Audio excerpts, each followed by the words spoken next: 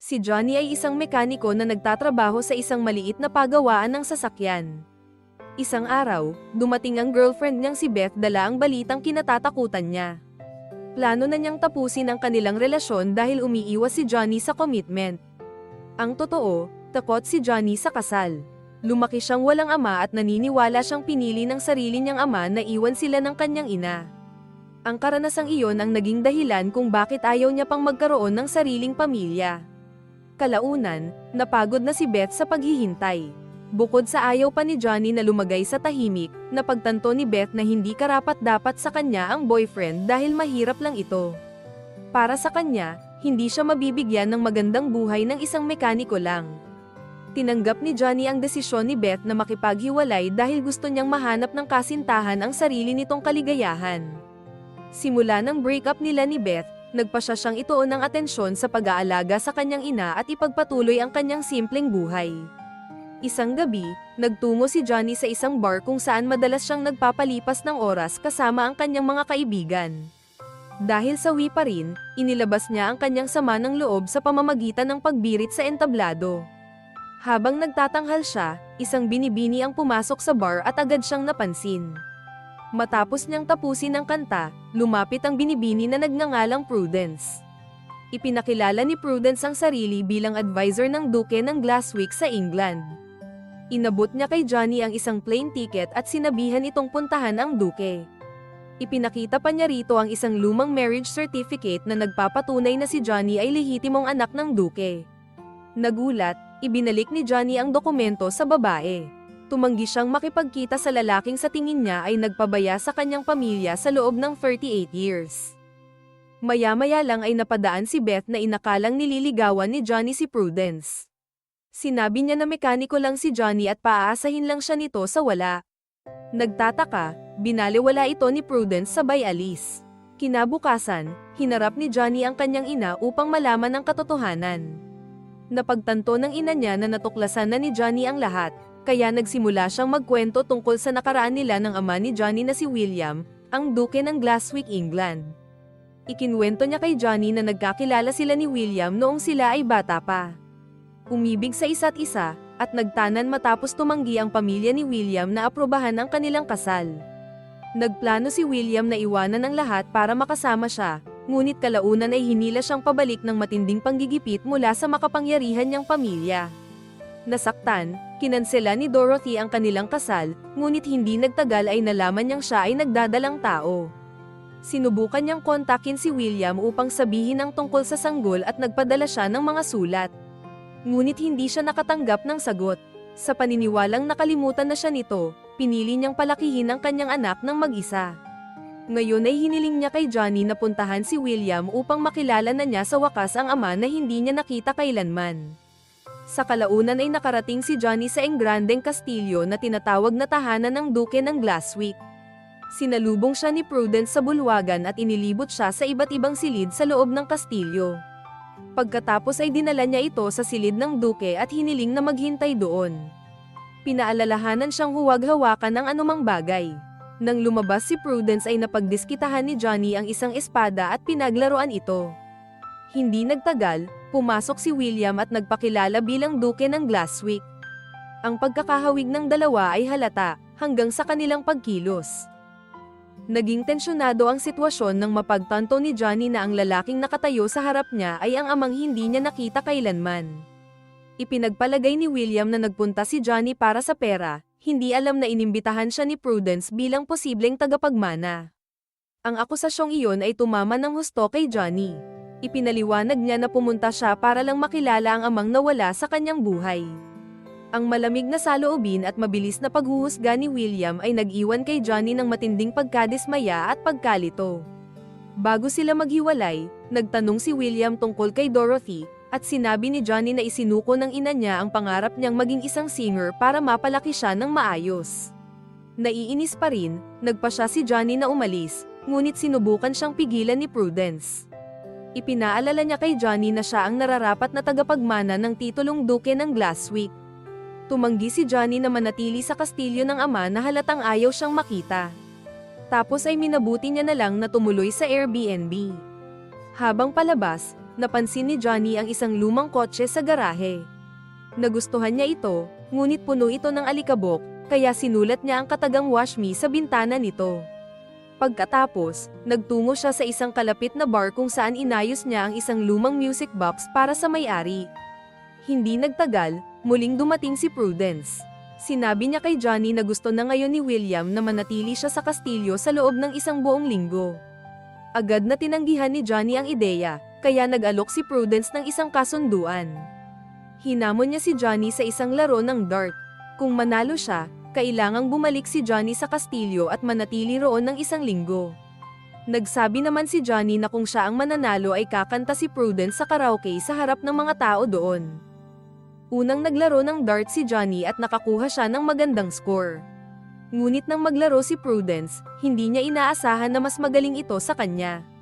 Tapos ay umamin si Prudence na undefeated champion siya sa larong dart sa lugar nila. No choice si Johnny kundi ang tuparin ang kanilang kasunduan. Pagbalik niya sa kastilyo ay inihatid siya ni Prudence sa kanyang silid tulugan. Habang nagpapahinga si Prudence ay tinignan niya ang mga social media post ni Johnny.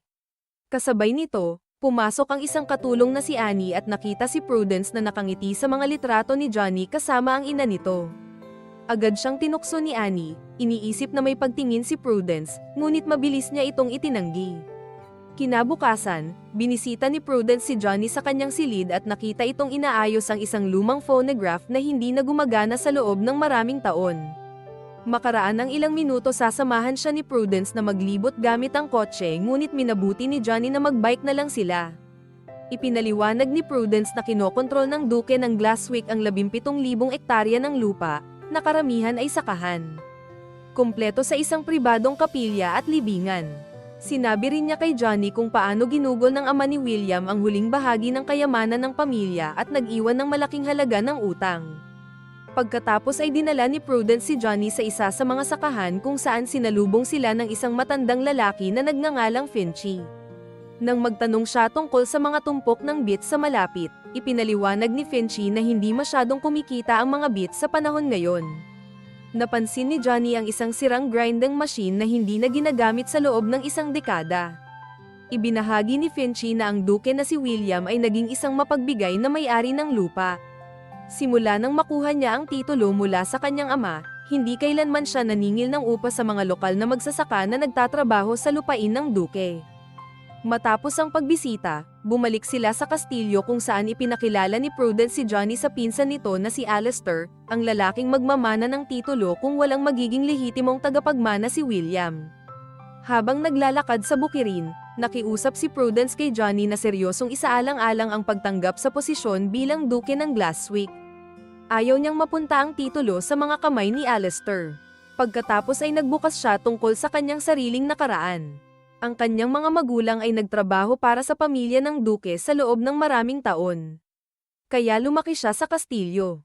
Noong siya ay 8 taong gulang, namatay ang kanyang mga magulang sa isang aksidente.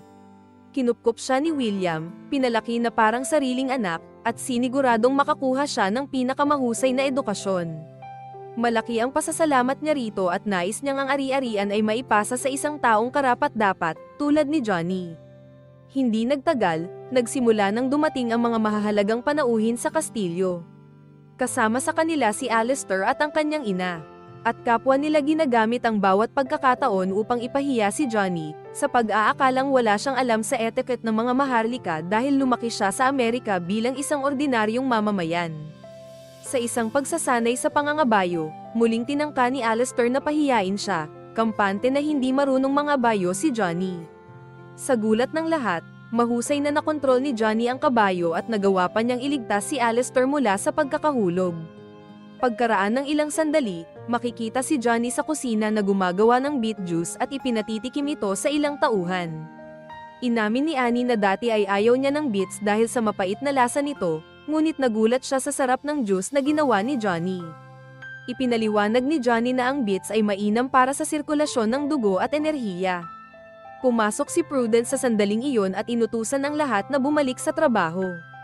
Tinikman niya rin ang juice at kitang-kita na nagustuhan niya ito. Kinagabihan, naghanda si Johnny para sa isang formal na hapunan. Agad siyang namangha sa ganda ni Prudence sa suot nitong evening gown. Sa gitna ng hapunan, nahirapan siya ng bahagya sa unang putahe, isang plato ng jellied eel na binaliktad ang kanyang sikmura. Sinamantala ni Alistair ang pagkakataon upang kutsain siya dahil hindi niya alam ang table manner ng mga aristocrat, ngunit binaliwala lamang ito ni Johnny at sumagot ng pabiro na nagpasaya sa mga panauhin. Hindi niya hinayaang maapi siya ni Alistair at ng ina nito, at sinasagot ang bawat insulto ng may kampanteng tiwala sa sarili, katangian ng isang Amerikano na hindi takot magpakatotoo.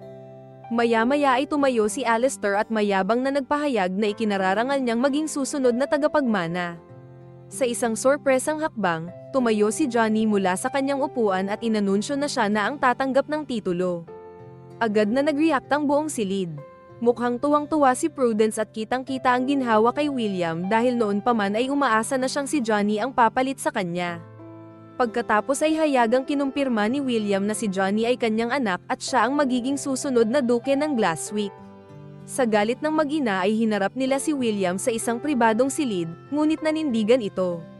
Si Johnny ang kanyang lehitimong anak, at hindi na magbabago ang kanyang desisyon. Habang nangyayari ito, nagtungo naman sina Johnny at Prudence sa isang bar upang ipagdiwang ang sandaling iyon kasama si Annie at ang iba pa.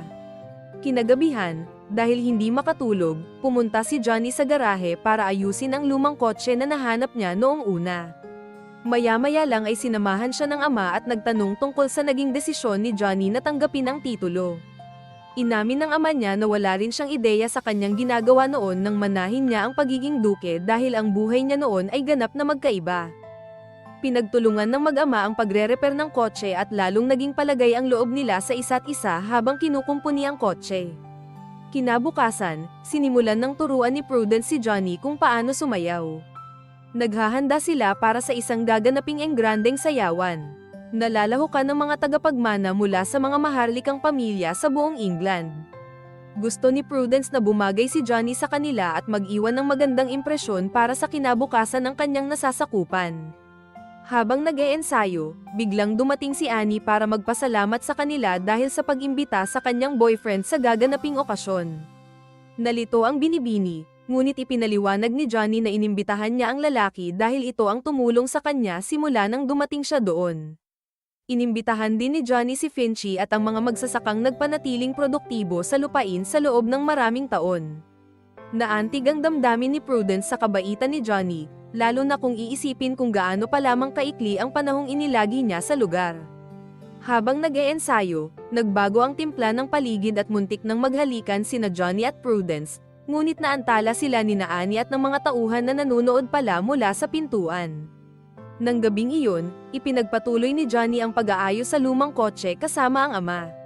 Habang inaayos nila ang makina, nagsimulang magkwento ang ama tungkol sa mga nangyari noon. Sinabi niya na wala siyang natanggap na kahit anong sulat mula kay Dorothy at wala siyang kamalay-malay na mayroon siyang anak. Ibinunyag din niya na maraming beses siyang sumulat dito ngunit wala siyang natanggap na sagot, hanggang sa inakala na lamang niya na nakahanap na ito ng iba. Ipinaliwanag naman ni Johnny na kahit isang sulat mula kay William ay walang natanggap ang kanyang ina. Naging malinaw sa kanila na mayroong nang himasok at pilit silang pinaglayo. Hiniling ni Johnny sa ama na pandarin ang makina, at kapwa sila nagalak nang sa wakas ay humugong at muling tumakbo ang lumang kotse. Sa oras ding iyon, palihim na pumasok si Alistair sa study room ng Duke at nahanap ang marriage annulment ni na Dorothy at William. Napangisi siya sa kanyang sarili, na malinaw na may binabalak na masama. Kinabukasan, magkasamang sinubukan ng mag-ama ang bagong gawang lumang kotse. Mukha na itong halos bago matapos malinisan at mapakintab. Nagtungo sila sa bukid kung saan naayos na ni Johnny ang matagal ng sirang grinding machine.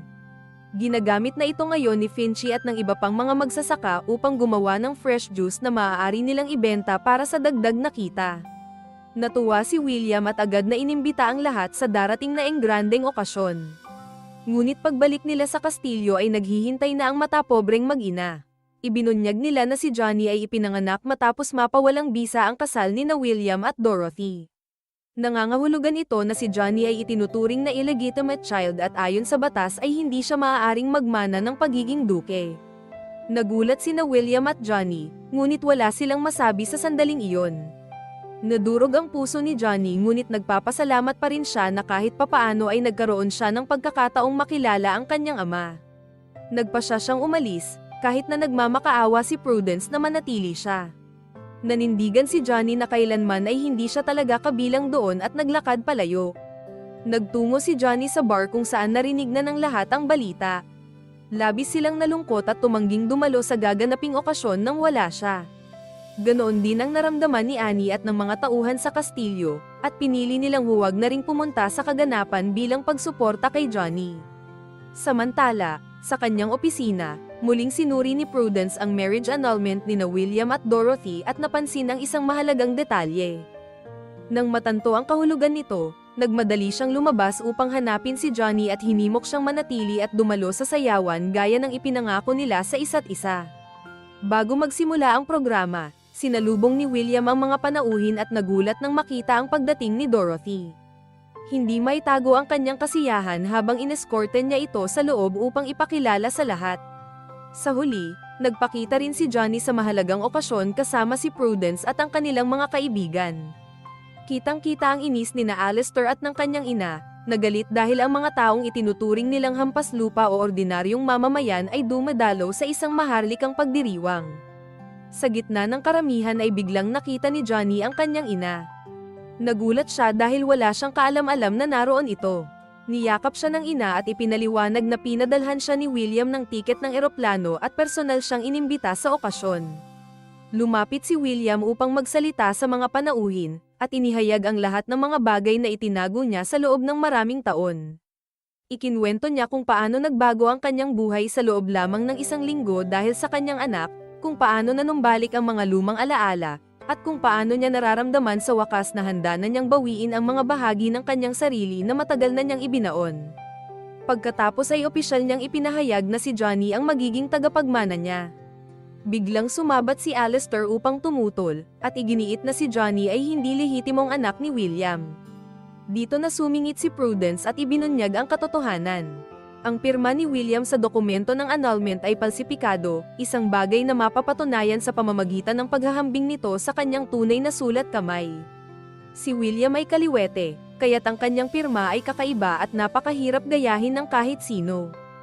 Dahil nabigla sa revelasyong ito, sinubukan pang makipagtalo ni Alistair, ngunit agad siyang pinalayas ni William.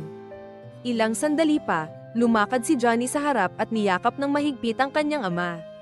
Pagkatapos ay ibinahagi niya ang sarili niyang mga plano. Inanunsyo niya na nais niyang magtayo ng isang kumpanya ng Diyos sa tulong ng mga magsasakang nanirahan na sa ari-arian nila sa loob ng maraming henerasyon. Sa pagtatapos, inanyayahan ni Johnny si Prudence na sumayaw. Sumabay ang mga panauhin sa paligid nila, at napuno ang silid ng pagdiriwang. Nang matapos ang okasyon, dinala ni Johnny si Prudence sa hardin kung saan ipinagtapat niya ang kanyang pag-ibig. Tinanggap ito ni Prudence at nagbahagi ang dalawa ng isang halik sa ilalim ng puting ilaw, sa dilaw na buwan.